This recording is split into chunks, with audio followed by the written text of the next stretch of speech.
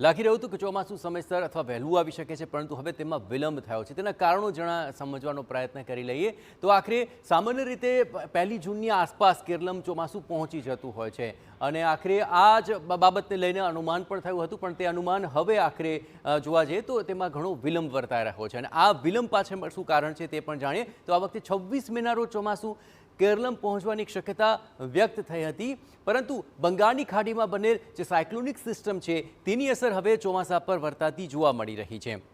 આ ઉપરાંત અહીં સાયક્લોનિક સિસ્ટમે ચોમાસાને આગળ વધારતા પવનોને અટકાવી દીધા છે। આ સૌથી મોટું પહેલું કારણ સામે આવી રહ્યું છે। એ ઉપરાંત કેરલમાં જે ચોમાસું આવે છે તેનું મુખ્ય અરબ સાગરના પવનો હાલ તો નબળા પડી ચૂક્યા છે અને છેલ્લા 6 મહિનામાં પ્રશાંત મહાસાગરનું તાપમાન 1 ડિગ્રી જેટલું વધી ચૂક્યું છે। આ પણ એક સૌથી મોટું કારણ જણાઈ રહ્યું છે। એટલું જ નહીં, અહીં છેલ્લી 1 સદીનો સૌથી ઝડપી વોર્મિંગ ટ્રેન્ડ આ વખતે જોવા મળી રહ્યો છે। આ એક અગત્યનું કારણ સામે આવી રહ્યું છે અને આ સાથોસાથ દરિયાનું તાપમાન વધ્યું અને તેને કારણે પ્રબળ અલ નીનોની સ્થિતિ સર્જાઈ ગઈ છે અને આ પરિસ્થિતિની અસર હવે આગામી દિવસોમાં પણ જોવા મળશે। ખાસ કરીને જે સુપર અલ નીનોની સ્થિતિ છે તેમાં સામાન્યથી ખૂબ જ નબળા વરસાદની શક્યતા વ્યક્ત થઈ રહી છે। આ ઉપરાંત આ શક્યતાઓને લઈને આગામી વિસ્તારોમાં કેવો વરસાદ રહેશે તે પણ જણાશે, જેમ કે હવે 3 અને 4 જૂને ચોમાસું કેરલમ પહોંચે તેવું એક અનુમાન થયું છે અને ત્યારબાદ ધીરે ધીરે નબળા પવનની ગતિ સાથે તે આગળ વધશે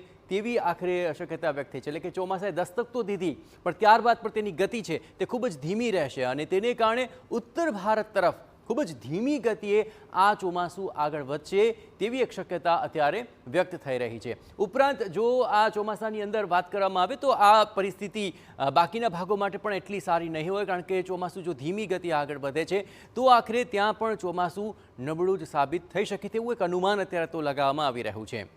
અત્યારે પહેલાં એ અનુમાન હતું કે સમયસર કરતાં વહેલું ચોમાસું આવી જશે, પરંતુ ચોમાસું હાલ ધીમી ગતિએ પડી રહ્યું છે ને તેના આ તમામ કારણો સામે આવી રહ્યા છે। આપણે એ પણ જણાવીએ કે આ તમામ કારણોને લઈને અન્ય વિસ્તારોની અંદર પણ આખરે ચોમાસું કઈ રીતે વરસશે તેને લઈને પણ અનુમાન આગામી દિવસોમાં ચોક્કસપણે આવી શકે છે।